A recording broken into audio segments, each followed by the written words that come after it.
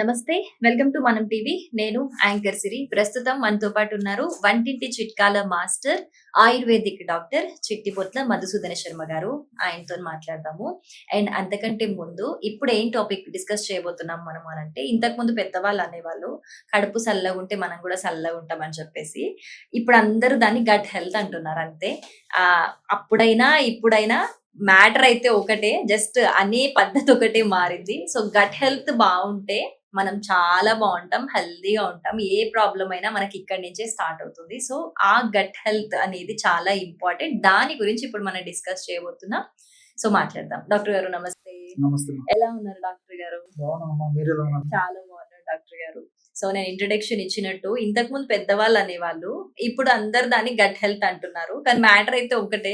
Gut health బావుంటేనే మనం ఆరోగ్యంగా ఉంటామని చెప్పి సైంటిస్టులైనా, డాక్టర్లైనా అందరూ అదే చెప్తూ ఉంటారు. సో, ప్రతి ప్రాబ్లమ్ మనకి ఇక్కడి నుంచే స్టార్ట్ అవుతుంది అంటారు. సో, అలాంటి గట్ హెల్త్ మంచిగా ఉండాలంటే ఏం చేయాలి డాక్టర్ గారు? మంచి హోమ్ రెమెడీస్ సెకండ్ బ్రెయిన్ అని కూడా చెప్తున్నారు ఈ మధ్య కాలంలో. అవును. సో మొదటి బ్రెయిన్ ఇక్కడ ఉంటే రెండవ బ్రెయిన్ ఇక్కడ అని ఇక్కడ. చెప్పేసి అంటే అంత ప్రాధాన్యత ఇవ్వడం జరిగింది. అందుకే కడుపు చల్లకుండా అని మీరు అన్నట్లు పెద్దవాళ్ళు ఏనాడో ఇవన్నీ గమనించి చెప్పగలిగినారమ్మా. సో జబ్బులన్నీ ప్రేగులోనే మొదలవుతాయని చెప్పేసి ఆధునిక వైద్య పితామహుడు హిపోక్రటిస్ కూడా చెప్పినట్లు మనకు రికార్డు పరంగా తెలుస్తోంది అన్నమాట. అంతేకాకుండా బలం ఆరోగ్యం ఆయుష్య ప్రాణశ్చాగ్నవు ప్రతిష్ఠిత అని చెప్పేసి వేలాది సంవత్సరాల క్రితమే చరక మహర్షి చరక సంహిత అనేటువంటి ప్రామాణిక వైద్య గ్రంథంలో ఆ విషయం తెలియజేయడం కూడా జరిగిందమ్మా. అంటే గట్ హెల్త్ బాగుంటే బలం అంటే మనకు మంచి దృఢత్వం ఉంటుంది. అదేవిధంగా ఆరోగ్యం హెల్త్ బాగుంటుంది, ఆయుష్ లాంగివిటీ బాగుంటుంది, సో ప్రాణం లైఫ్ కూడా బాగుంటుంది. సో మొత్తం ప్రతి దానికి కూడా ఈ యొక్క గట్ హెల్త్ ప్రధానం అని చెప్పేసేటువంటి పద్ధతిలో ఆ రోజే మరి వేలాది సంవత్సరాల క్రితమే మన భారతీయ మహర్షులు కూడా తెలియజేయడం జరిగిందమ్మా. కాబట్టి ఇప్పుడు ఈ మధ్య కాలంలో మరి శాస్త్రజ్ఞులు కూడా వివిధ రకాల పరిశోధన చేసేసి ఈ గట్ హెల్త్ యొక్క ప్రాధాన్యత గుర్తెరిగేసేసి ఈ గట్ హెల్త్ బాగుండడం వల్ల అనేక జబ్బులు రాకుండా ఉంటాయి, వచ్చినటువంటి జబ్బులు కూడా త్వరగా తగ్గిపోతాయి, ప్రాణాపాయం కాకుండా ఉండేదానికి అవకాశం ఏర్పడుతుంది చెప్పేసి కూడా చెప్పడం జరుగుతుందమ్మా. గట్ హెల్త్ బాగుండాలంటే మనకి కొన్ని విషయాలు తెలుసుకోవాలమ్మా. ఇక్కడ మన దేహంలో మేలు చేసే బ్యాక్టీరియా ఉంటుంది, దాన్ని మంచి బ్యాక్టీరియా అంటారు. బాడీకి హామ్ చేసేటువంటి బ్యాక్టీరియా ఉంటుంది, దాన్ని చెడు బ్యాక్టీరియా అంటారు. సో ఇవన్నీ కూడా మన దేహంలో ఉంటాయి. కాబట్టి గట్ బ్యాక్టీరియా అంటే మంచి చేసేటువంటి బ్యాక్టీరియా ఎన్ని మిలియన్ సంఖ్యలో ఎంత ఎక్కువగా ఉంటే అంత మన దేహానికి మంచిది. అంటే జీర్ణశక్తి బాగుంటుంది, మోషన్ బాగా ఫ్రీగా అవుతుంటుంది, మానసిక ఒత్తిడి లేకుండా ఉంటుంది, మంచి నిద్ర పడుతుంది. అదేవిధంగా ఈ యొక్క గుండె జబ్బులు రాకుండా ఉంటాయి, అదేవిధంగా వెయిట్ రాకుండా ఉంటారు, హార్మోనల్ డిస్టర్బెన్సెస్ రాకుండా ఉంటాయి, షుగర్ ఇలాంటివి రాకుండా ఉంటాయి, బీపీ లాంటి సమస్యలు రాకుండా ఉంటాయి. నంబర్ ఆఫ్ ఫ్యాక్టర్స్కి ఈ గట్ బ్యాక్టీరియా కారణం అని చెప్పేసి ఇప్పుడు ఆధునిక వైద్య ప్రపంచం కూడా ఒక్కడించేటువంటి పరిస్థితి ఏర్పడుతుందమ్మా.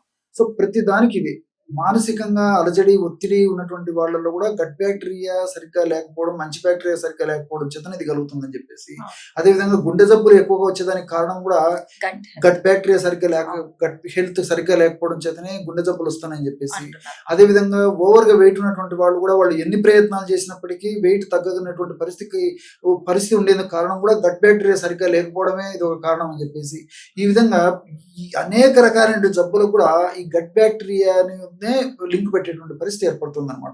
మరి కడుపు చల్లగా ఉండాలంటే మనము కొన్ని జాగ్రత్తలు తీసుకోవాలి. అదేవిధంగా కొన్ని రకాల ఆహార పదార్థాలను ఔషధంగా మలుచుకొని వాడుకోవాలమ్మా. ఎలాగంటే కడుపు చల్లగా ఉండి మంచి గట్ బ్యాక్టీరియా వృద్ధి చేసుకొని ఇలాంటి జబ్బులు రాకుండా, వచ్చినటువంటి జబ్బులు త్వరగా తగ్గేందుకు, ప్రాణాపాయ స్థితి రాకుండా ఉండేందుకు ఇప్పుడు నేను చెప్పబోయేటువంటి ఔషధం చాలా చక్కగా ఉపయోగపడుతుంది. ఎలాగంటే సోంపు గింజలమ్మా. సోంపు గింజలను ఒక 100 గ్రాములు తీసుకొని కాస్త వేయించేసేసి పౌడర్ తయారు చేసుకోవాలి. అదొక 50 గ్రామ్స్ సోంపు గింజల పొడి తీసుకోవాలి. అదేవిధంగా జీలకర్రను వేయించేసేసి పొడి చేసేసి అదొక 25 గ్రామ్స్ తీసుకోవాలి. సో సోంపు గింజల పొడిలో సగము లేదా 1/4 వరకు ఇక జీలకర్ర తీసుకోవచ్చు. 50 గ్రామ్స్ అని తీసుకోవచ్చు, 25 గ్రామ్స్ అని తీసుకోవచ్చు. సోంపు గింజల్లో సగం కానీ 1/4 కానీ రెండు బాగా కలిపేసి ఒక గాజు సీసా రెండులో ఉంచుకొని రోజు ఒక్కసారి ఒక 1/2 టీ స్పూన్ నుంచి మ్యాక్సిమం 1 టీ స్పూన్ వరకు ఆ పౌడర్ని ఒక 50 ml మంచి curd in the sense fridge లో పెట్టినటువంటి కరడ్ వెంటనే కాకుండా Hmm. కూడా ఫ్రిడ్జ్ లో పెట్టినప్పటికి ఫ్రిడ్జ్ నుంచి బయటికి తీసేసి normal temperature room temperature. Room temperature వచ్చిన తర్వాత మాక్సిమం 1 టీ స్పూన్ ఈ యొక్క పౌడర్ ని, సోంపు గింజలు జీలకర్రతో తయారు చేసుకున్న పౌడర్ ని పెరుగులో కలిపేసి రెగ్యులర్ గా తీసుకుంటున్నారు అనమాట. చాలా అద్భుతంగా పనిచేస్తున్నాం. వీలైతే అరటిపండు తినదగినటువంటి వాడు నుండి ఇబ్బంది లేనటువంటి వాళ్ళైతే బాగా మాయనటువంటి అరటిపండు కూడా అప్పుడప్పుడు ఇందులోనే కలుపుకోవచ్చు అనమాట. దీంట్లోనే కలిపి పేస్ట్ లా చేసుకొని చేసుకొని తీసుకుంటుండొచ్చు. ఓకే. సో ఒక 50 గ్రామ్స్ పెరుగులో నేను చెప్పినటువంటి పద్ధతులు తీసుకోవచ్చు. చాలా అద్భుతంగా పనిచేస్తున్నామా. ఇంకోటి ఏంటంటే ఈ విధంగా రెగ్యులర్ గా వాడుకోవడం వల్ల కూడా అన్ని సైడ్ బెనిఫిట్స్ ఉంటాయి, ఎలాంటి సైడ్ ఎఫెక్ట్స్ ఉండవు. ఇంకోటి అంటే ఈ యొక్క పదార్థాన్ని మనం విధంగా తీసుకోవడం వల్ల ప్రేవుల్లో ఈ యొక్క బ్యాక్టీరియా నుంచి కొన్ని రకాలైనటువంటి ఫ్యాటీ యాసిడ్స్ కొన్ని రిలీజ్ అవుతాయి. మా షార్ట్ చైన్ ఫ్యాటీ యాసిడ్స్ అంటారు అనమాట. సో అసిటేటు, బిట్రేటు ఇలాంటి ఫ్యాటీ యాసిడ్స్ ఉత్పత్తి అవుతుంటాయి అనమాట. ఈ ఫ్యాటీ యాసిడ్స్ ఉత్పత్తి కావడం వల్ల మరి అంటే గట్ బ్యాక్టీరియా నుంచి ఉత్పత్తి అవుతాయమ్మా. ఈ ఉత్పత్తి కావడం వల్ల డోపమిన్ అనేటువంటి మనకు ఆనందాన్ని ఇచ్చేటువంటి, సంతోషాన్ని ఇచ్చేటువంటి ఇలాంటి హార్మోన్స్ పెరిగిపోతాయమ్మా. డోపమిన్, గాబా ఇలాంటి హార్మోన్స్ పెరిగిపోవడం చేత మనిషి ఆనందంగా, హుషారుగా, ఉల్లాసంగా, ఉత్సాహంగా ఉండేందుకు కూడా అవకాశం ఏర్పడుతుంది. అంతేకాకుండా ఈ యొక్క బ్యాక్టీరియా యొక్క ఉత్పత్తి చేసేటువంటి ఈ యొక్క షార్ట్ చైన్ ఫ్యాటీ యాసిడ్స్ మన దేహంలో ఎక్కువగా ఉన్నప్పుడు ఏం జరుగుతుందంటే అప్పుడు ఈ నర్వస్ కి ఎనర్జీని కూడా క్రియేట్ చేస్తుంది అనమాట. అంటే నరాల వీక్నెస్ కానీ, నరాల బలహీనత కానీ ఇలా లేకుండా మనిషి యాక్టివ్గా ఉండేదానికి కూడా అవకాశం ఏర్పడుతుంది. సో మనిషి చైతన్యవంతంగా యాక్టివ్గా ఉండేందుకు, అదేవిధంగా మెదడు ప్రశాంతంగా, మనసు ప్రశాంతంగా ఉండేందుకు, ఇంతకుముందే చెప్పినట్టు ఆనందంగా, హుషారుగా ఉండేందుకు కూడా ఈ యొక్క ఔషధం చాలా చక్కగా ఉపయోగపడుతుంది. కాబట్టి ప్రతి ఒక్కరూ వాడదగినటువంటి దివ్యమైనటువంటి ఔషధాల జాబితాలో దీన్ని కూడా చేర్చుకోవచ్చు. Okay, super. అసలు ఈజీ ఉంది, Yes. చాలా టేస్టీగా కూడా అనిపిస్తుంది. బనానా మిక్స్ చేసుకుంటే మంచి టేస్ట్ కూడా అనిపిస్తుంది. So thank you so much doctor గారు.